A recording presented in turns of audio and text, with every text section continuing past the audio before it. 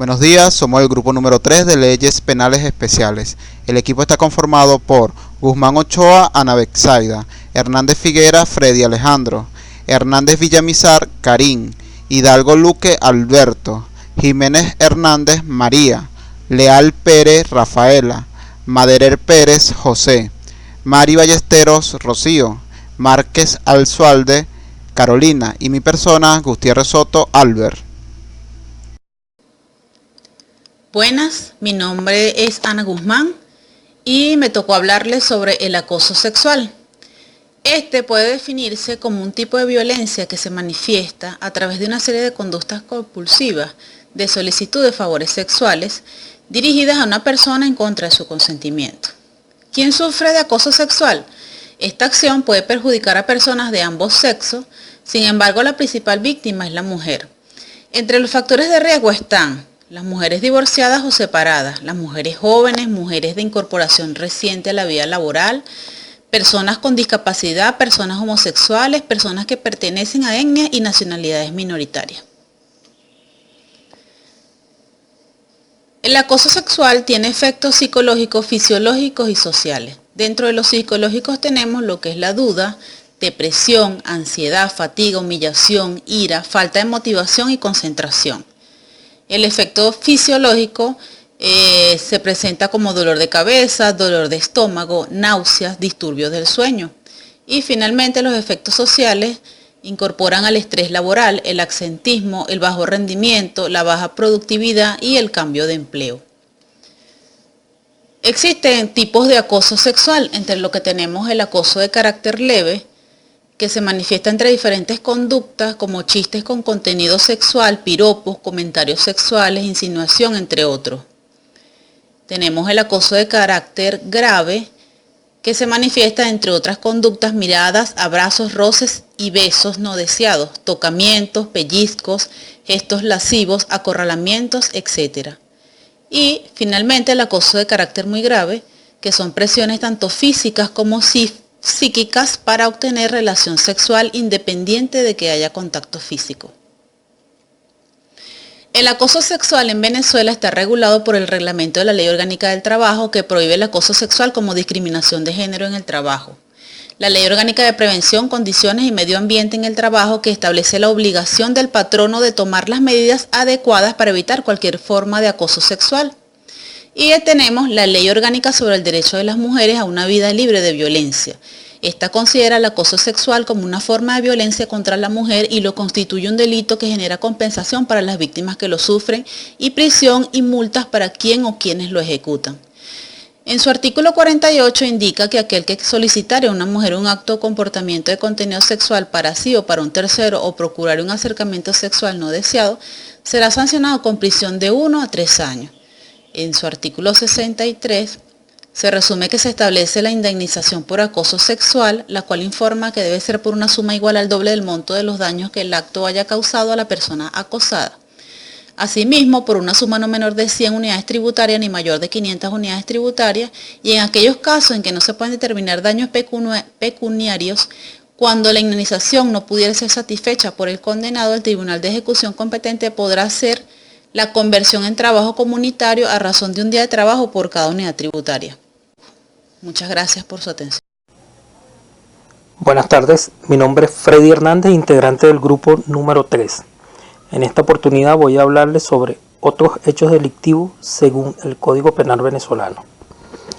Delitos formales son los que se perfeccionan o consuman con una simple acción u omisión independientemente de que se produzca o no el resultado antijurídico perseguido por el sujeto activo o agente. Delitos materiales son aquellos que solo se cometen al actualizarse el resultado antijurídico material que se persigue. Delitos de daños son los que ocasionan en bienes o en intereses jurídicamente protegidos. Delitos de peligro son los que, sin ocasionar lesiones materiales, crean una situación de peligro, una probabilidad, no simplemente posibilidad, de que se produzca un daño. Delitos comunes. Los delitos comunes, por oposición a los especiales, son los que aparecen tipificados en el Código Penal que es la ley penal fundamental, aunque no la única. Delitos especiales son los que están consagrados en leyes penales especiales en sentido propio o impropio, como son el delito de contrabando, tipificado en la ley de aduanas, delitos flagrantes y delitos no flagrantes. Es flagrante cuando el agente que acaba de cometerlo se ve perseguido por la autoridad o por el clamor público, o cuando es sorprendido mientras lo está cometiendo o poco después de haberlo perpetrado, en el mismo lugar de comisión o cerca de él. Y es no flagrante cuando no se cumpla ninguna de las hipótesis que antes se anunciaron. Delitos colectivos son aquellos que no pueden ser perpetrados por una sola persona física e imputable, sino que tiene necesariamente que ser cometido por dos o más personas físicas e imputables. Delitos sujeto activo indiferente son los que pueden ser cometidos indistintamente por cualquiera persona física e imputable, sin que sea menester una cualidad personal. Delitos de sujeto activo calificado son los que solo pueden ser perpetrados por determinadas personas físicas e imputables, pues suponen en el sujeto activo una determinada cualidad personal. Delitos de sujeto pasivo indiferente son los que pueden ser perpetrados en contra de una persona cualquiera, como lo es el hurto y el homicidio. Delitos del sujeto pasivo calificado son los que únicamente pueden cometerse contra una clase determinada de personas que tengan una cualidad personal determinada que puede ser física, familiar, social y jurídica. Delitos principales son delitos cuyo contenido se manifiesta con independencia de otra forma delictiva. Existe por sí y en sí mismo, vale decir, para una existencia jurídica no necesita apoyarse en la consumación previa de otro. Delitos accesorios son los que requieren como condición indispensable para su existencia el haberse cometido previamente otro delito. Delitos tipos son los que se presentan en su puro modelo legal, básico, que solo contiene los elementos esenciales del delito y nada más. Delitos circunstanciados son aquellos en los cuales la perpetración del hecho delictivo está acompañada de ciertas circunstancias, además de tener los elementos esenciales del mismo. Delitos de fraude son los que se cometen por medio de la astucia, del engaño. Delitos de violencia son los que, como su denominación lo indica, se perpetran por medio de la violencia, de la fuerza, como lo es el robo y la violación. Buenas tardes. Abuso sexual. Se define como la acción y el efecto de abusar. El término abusar es definido como usar mal, excesiva, injusta, impropia o indebidamente de algo o de alguien. Este tipo de delito atenta principalmente contra la libertad sexual de las personas y se caracteriza como un acto traumático que es el vivido por las víctimas, ya que atenta contra la integridad física y psicológica. Son delitos graves y son cometidos contra mujeres, niños, niñas y adolescentes, y hasta hombres. Es un delito de sometimiento contra la integridad física de la persona. Es un acto impropio distinto como el coito, y se habla de penetración. Lo sanciona el Código Penal, la Ley de la Violencia contra el Género y la LOGNA. Cada una de estas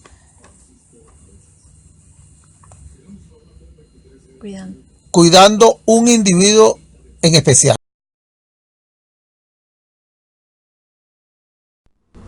Mi nombre es María Mercedes Jiménez. Les voy a explicar en qué consiste el maltrato. Es la acción y efecto de maltratar mal a una persona, es decir, una forma de agresión en el marco de una relación entre dos o más personas. El maltrato puede abarcar desde un insulto ocasional o una situación espontánea y que suele estar relacionado a la falta de respeto y a la agresión verbal. La Ley Orgánica sobre el Derecho de la Mujer, una vida libre sin violencia, en el capítulo 1, disposiciones generales, les voy a explicar algunos artículos. El artículo 1 se refiere al objeto de esta ley, que tiene por objeto prevenir, controlar, sancionar y erradicar la violencia contra la mujer y la familia. El artículo 2, derecho protegido, es decir, el respeto a la dignidad e integridad física, psicológica, sexual de las personas, la igualdad de derechos entre el hombre y la mujer, protección a la familia y cada uno de sus miembros. En el artículo 3, principios procesales. Artículo 4, definición de violencia contra la mujer y la familia. Artículo 5, definición de violencia física. ¿En qué consisten los maltratos físicos? En el maltrato físico existen unos que generan estrés, causando trastorno cerebral y altera el sistema nervioso. ¿Cuáles son los problemas conductuales, físicos y mentales del maltrato? Depresión, obesidad, comportamiento sexual de alto riesgo, embarazo no deseado, adictos al alcohol, droga y tabaquismo. El maltrato puede contribuir a las enfermedades del corazón, al cáncer, al suicidio y a las infecciones de transmisión sexual. Es importante destacar el maltrato infantil, es decir, la acción física, sexual y emocional de los niños y niñas y adolescentes. Estos maltratos son tipos infantiles: abuso físico, abuso sexual, maltrato emocional, abandono físico y abandono emocional. Están establecidos en la LOMNA, es decir, en la Ley de Protección de Niños y Niñas y Adolescentes, en el artículo 32. Todos los niños y adolescentes tienen derecho al buen trato. ¿Cuáles son los síntomas y manifestaciones de una mujer maltratada? En el artículo 20 del Código Penal establece 3 a 18 meses la persona que tienen estos problemas, con dolores de espalda, fatiga permanente, insomnio, ansiedad y angustia, violencia psicológica. ¿Cuáles son los síntomas del infantil? Cambio repentino en el comportamiento, cambio en el rendimiento escolar y temor cuando se acerca a un adulto. El maltrato también a personas mayores, violencia de los derechos humanos, abandono por falta de los familiares y falta de respeto. Gracias. Consumo y posesión de sustancias estupefacientes y psicotrópicas. Las sustancias estupefacientes y psicotrópicas son todas aquellas que poseen acción directa del sistema nervioso central, por lo que son capaces de modificar de forma sustancial las actitudes mentales, morales y físicas de las personas que las consumen. Asimismo, generan daños irreversibles a la salud individual.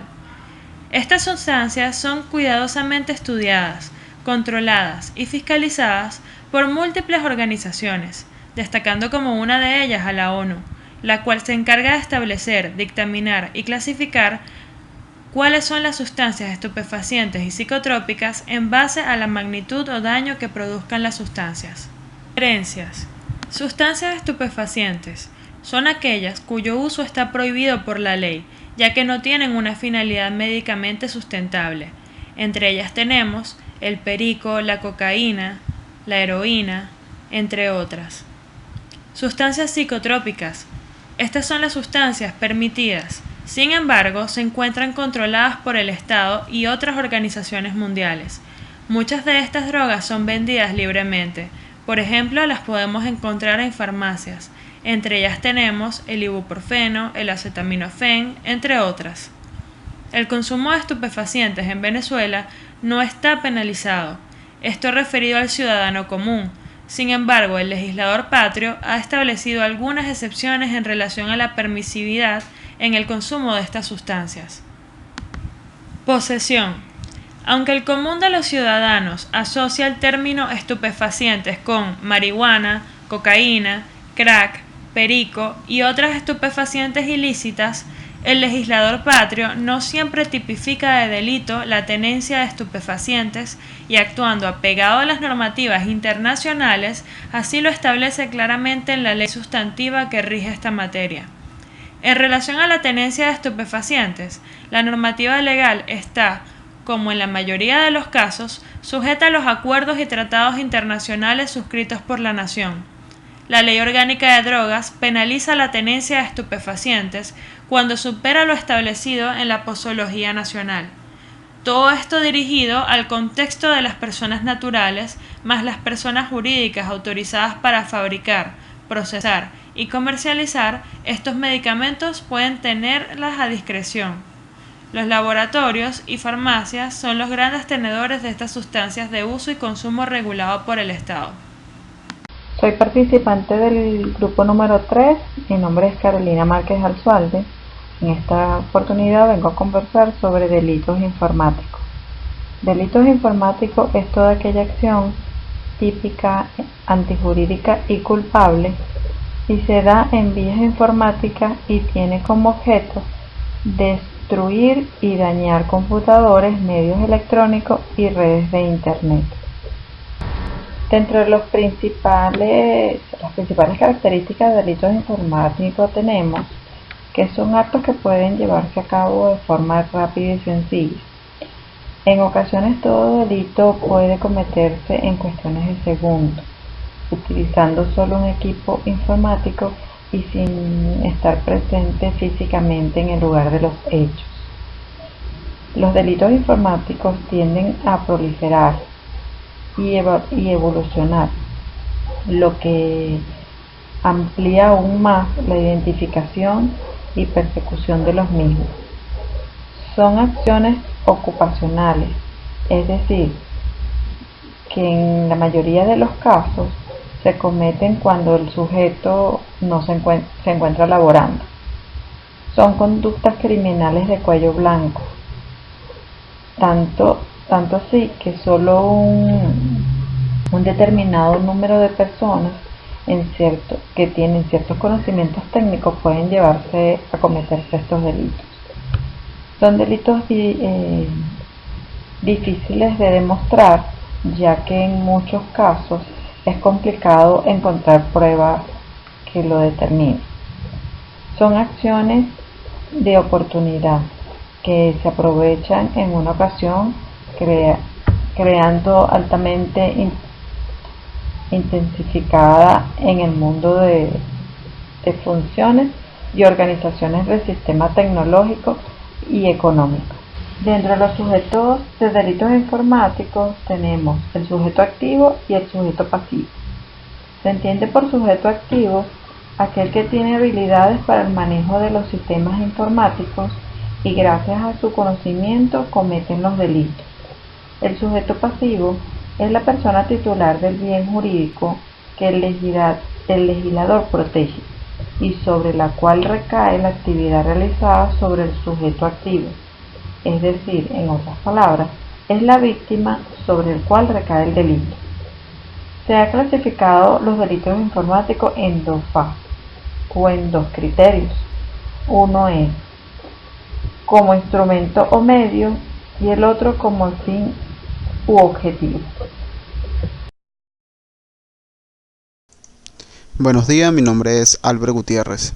En esta oportunidad entraré en materia con respecto a los delitos informáticos, según la legislación venezolana. Hablaré sobre los tipos de delitos y su tipificación en la ley. Es importante señalar que en nuestro país existe una ley especial contra los delitos informáticos, la cual fue promulgada por la Asamblea Nacional el 4 de septiembre de 2001 y publicada en Gaceta Oficial el 30 de octubre del mismo año. La misma ofrece una legislación sobre los delitos contra las tecnologías de información o haciendo uso de estas. Esta ley consta de 32 artículos y está dividida en 4 títulos. Un primer título donde se definen algunos términos básicos relacionados a las tecnologías de la información y la comunicación. En el segundo se especifican los delitos que se penan en la ley y su respectiva condena. En el tercer título, las disposiciones generales y en el cuarto, las disposiciones finales. Ahora bien, los delitos informáticos se encuentran clasificados en 5 capítulos. El primero de ellos es delitos contra los sistemas que utilizan tecnologías de información.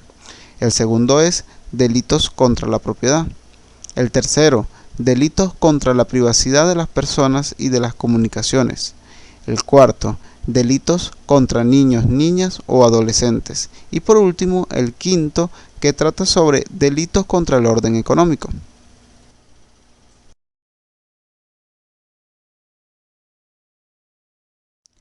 Recordemos que la tipicidad es un elemento del delito, que consiste en la perfecta adecuación, en la total conformidad entre un hecho de la vida real y algún tipo legal o tipo penal.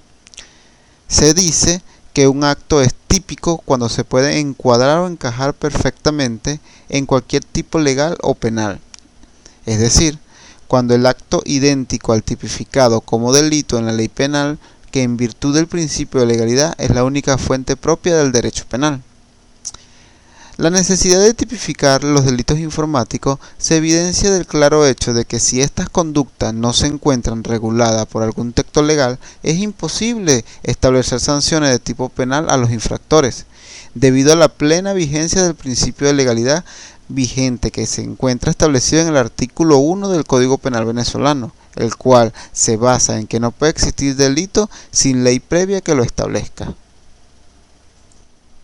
El capítulo 1 de la Ley Especial contra Delitos Informáticos contempla los delitos contra los sistemas que utilizan tecnología de información. Estos se encuentran desde el artículo 6 hasta el artículo 12. Los mismos son el acceso indebido, el sabotaje o daño a sistemas, el favorecimiento culposo del sabotaje o daño, acceso indebido o sabotajes a sistemas protegidos, posesión de equipos o prestación de servicios de sabotajes, espionaje informático, falsificación de documentos. El segundo capítulo contempla los delitos contra la propiedad, los cuales están desde el 13 hasta el 19. Estos son el hurto, fraude, obtención indebida de bienes o servicios, manejo fraudulento de tarjetas inteligentes o instrumentos análogos, apropiación de tarjetas inteligentes o instrumentos análogos, provisión indebida de bienes o servicios, posesión de equipos para falsificaciones. El capítulo 3 contempla delitos contra la privacidad de las personas y de las comunicaciones. Se encuentran establecidos desde el artículo 20 al artículo 22. Estos son violación de la privacidad de la data o información de carácter personal, violación de la privacidad de las comunicaciones, revelación indebida de data o información de carácter personal. El cuarto capítulo contempla los delitos contra los niños, niñas o adolescentes. Se encuentran establecidos entre los artículos 23 y 24. El artículo 23 nos indica el delito de difusión o exhibición de material pornográfico. Y el artículo 24, exhibición pornográfica de niñas, niños o adolescentes. El capítulo 5 contempla los delitos contra el orden económico. Son los artículos 25 y 26. El artículo 25 habla sobre la apropiación de propiedad intelectual y el 26 la oferta engañosa. Bueno, esto es toda mi exposición. Muchas gracias.